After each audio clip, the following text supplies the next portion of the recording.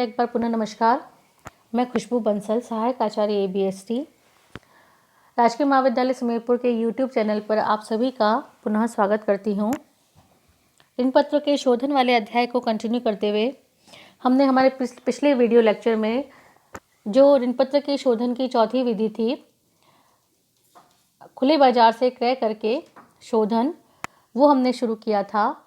उसमें भी हमने दो प्रकार से बांटा था। एक तो खुले बाजार से क्रय करके हाथों हाथ कैंसिल अगर कर देती है कंपनी तो किस प्रकार से उसका अकाउंटिंग ट्रीटमेंट करते हैं, वो हमने देखा था हमारे प्रीवियस वीडियो लेक्चर में।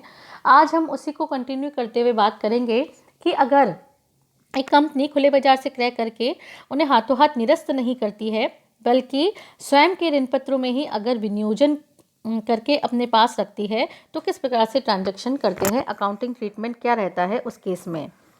तो ऐसा तब होता है जब कंपनी के पास में जो जमा पूंजी होती है या जो राशि होती है वो बहुत ज़्यादा इकट्ठी हो जाती है और उसका कहीं वो प्रॉफिटेबल उपयोग नहीं कर पा रही है। तो उस कंडीशन में क्या होता है, तो कंपनी क्या करती है कि इस राशि को कहीं और इन्वेस्ट नहीं करके स्वयं के ऋण पत्रों में ही इन्वेस्टमेंट कर देती है। इससे एक लाभ जो कंपनी को होता है वो ये होता है कि उस पर दे होने वाले ब्याज की बचत हो जाती है, क्योंकि अगर वो जो डिबेंचर उसने इशू कर रखे हैं वह उसके स्वयं के पास में ही है, तो उसे किसी तीसरे व्यक्ति को ब्याज देने की आवश्यकता नहीं रहेगी। और ऐसा वह तब करती है जब डिबेंचर्स का जो बाजार मूल्य होता है वो उसके अंकित मूल्य की अपेक्षा कम होता है। तो अब हम देखेंगे कि इस केस में एक कंपनी जब स्वयं के ऋण पत्रों में ही अगर विनियोग करती है तो किस प्रकार से उसकी एंट्री पास की जाती है। ध्यान रहे यहाँ पर कि पिछले मेथड में हमने डिबेंचर्स को निरस्त कर दिया था, इसीलिए हमने डिबेंचर अकाउंट को डेबिट किया था। लेकिन यहाँ पे डिबेंचर अभी निरस्त नहीं हो रहे हैं। कंपनी क्या कर रही है कि पहले उन डिबेंचर्स को खुद क्रय कर रही है, उसमें विनियोग कर रही है। तो विनियोग करने की जो एंट्री होती है सामान्यतया वो होती है investment account debit to bank.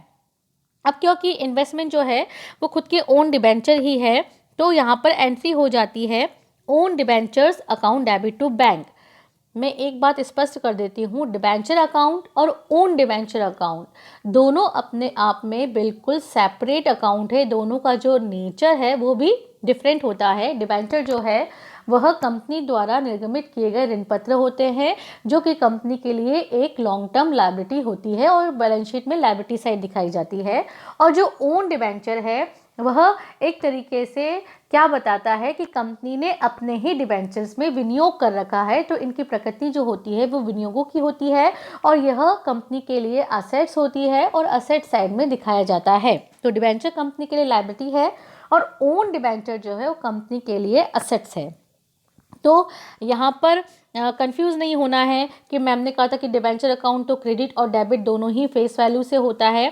Debenture account बिल्कुल डेफिनेटली फेस वैल्यू से होता है, लेकिन ये तो है वो ओन डिबेंचर अकाउंट है।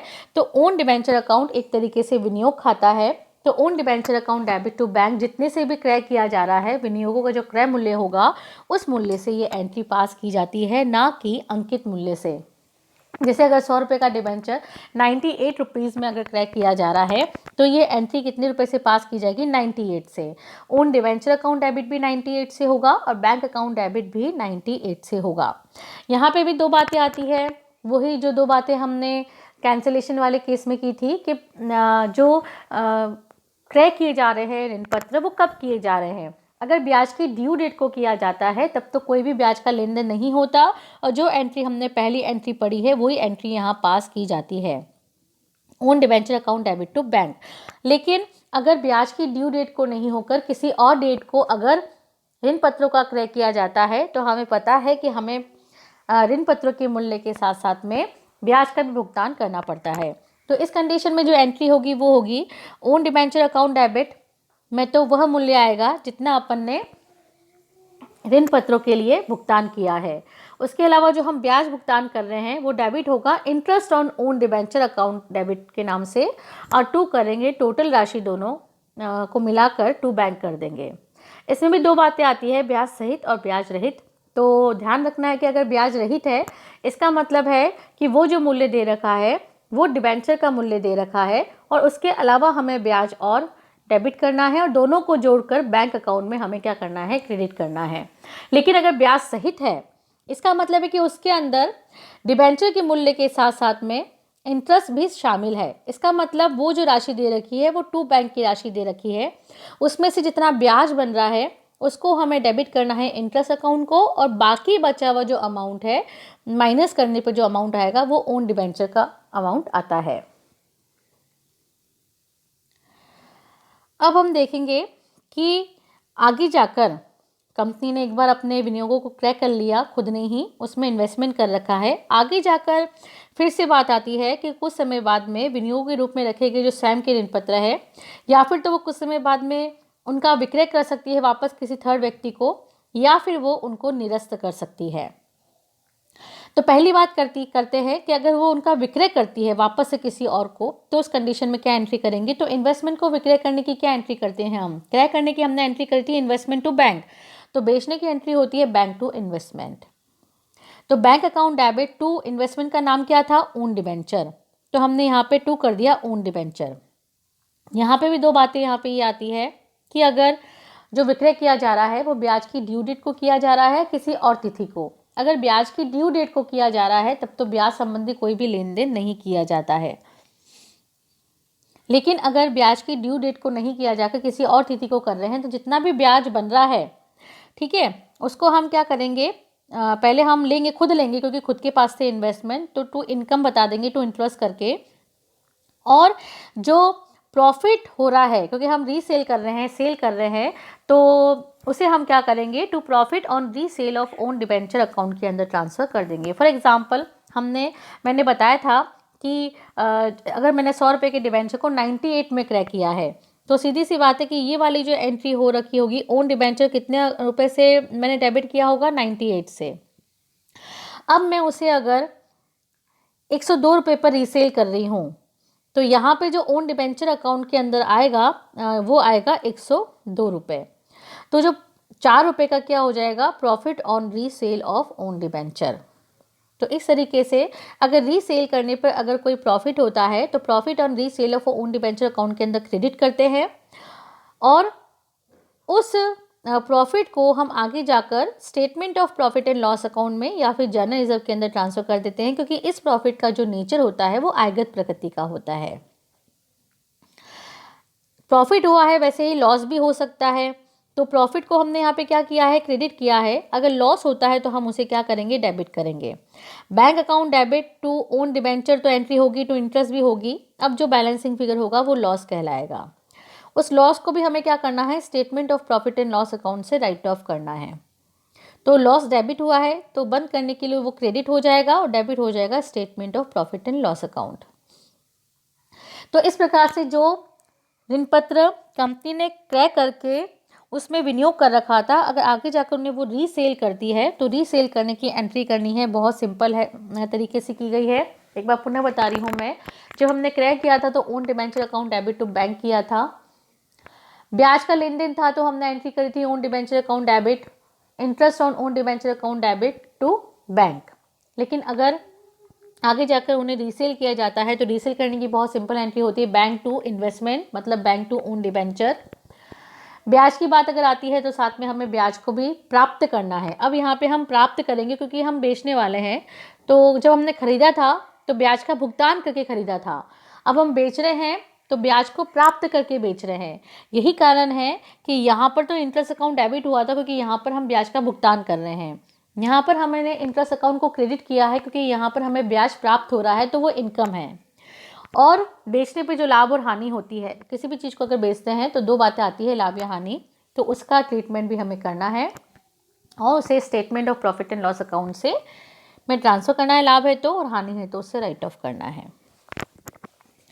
अब हम देखेंगे कि अगर वो जो ओन डिबेंचर्स है उनको अगर वो रीसेल नहीं करती है, कंपनी रीसेल नहीं करती है और निरस्त कर देती कि मुझे बस अब इसे ख़त्म करना है, तो उस कंडीशन में क्या करेंगे। तो निरस्त करने के केस में हमें पता है कि जो डिबेंचर अकाउंट खुला हुआ है तो उसे हमें एक तरीके से क्लोज़ करना है। तो क्लोज़ करने के लिए हम क्या करेंगे, बेचने पे क्या होता है कि ओन डिबेंचर अकाउंट ख़त्म हो जाते हैं और पैसा आ जाता है, निरस्त करने पे क्या होगा, ओन डिबेंचर अकाउंट खत्म होंगे लेकिन पैसा नहीं आएगा। हमें डिबेंचर को निरस्त करना है, तो निरस्त करने के लिए जो लायबिलिटी वाला अकाउंट है डिबेंचर का, वो हम क्या करेंगे, डेबिट कर देंगे। और डिबेंचर अकाउंट हमेशा क्रेडिट होता है फेस वैल्यू से और डेबिट भी होता है फेस वैल्यू से, तो ये हो जाएगा फेस वैल्यू से। ओन डिबेंचर अकाउंट को जितने से हमने डेबिट किया था क्रय मूल्य से, उतने से ही हमें यहाँ पे क्या करना है, कैंसिल करने के लिए क्रेडिट करना है, और दोनों का जो डिफरेंस होगा वो profit on cancellation of own debenture account के अंदर ट्रांसफर करेंगे। यहाँ पे हमने अकाउंट का नाम दिया था profit on resale of own debenture. Own debenture को रीसेल कर रहे थे, यहाँ पर ओन डिबेंचर को कैंसिल कर रहे हैं, तो नाम दिया हमने to profit on cancellation of own debenture. ये जो लाभ होता है वो पूंजीगत प्रकृति का होता है और कैपिटल रिजर्व में हम ट्रांसफर कर देते हैं। लॉस अगर होता है तो प्रॉफिट को हमने क्रेडिट किया है, तो लॉस को हम यहाँ पे डेबिट कर देते हैं, और उस लॉस को हम statement of profit and loss account से फिर क्या करते हैं, राइट ऑफ कर देते हैं। तो देखो राइट ऑफ करने की एंट्री यहाँ बता रखी है, statement of profit and loss account to loss on cancellation of debenture. इसके साथ ही ब्याज की जो ड्यू डेट है उस पर यदि कंपनी के पास में अगर खुद के स्वयं के ओन डिबेंचर अगर पड़े हैं, तो उस पर जो ब्याज की ड्यू डेट पर ब्याज का भुगतान करना पड़ेगा, लेकिन ध्यान रहे ब्याज का भुगतान करने वाला भी खुद है और प्राप्त करने वाला भी खुद है, तो खर्चा भी खुद ही डेबिट करेगा और इनकम भी खुद ही क्रेडिट करेगा। तो यहाँ पे एंट्री क्या हो जाएगी, खर्चा क्या होता है, debenture interest account debit to interest on own debenture. ठीक है, तो इंटरेस्ट ऑन ओन डिबेंचर तो उसकी इनकम है, तो statement of profit and loss account में क्रेडिट कर दी, और डिबेंचर इंटरेस्ट उसके लिए खर्चा है, तो उसे statement of profit and loss account के अंदर राइट ऑफ कर दिया।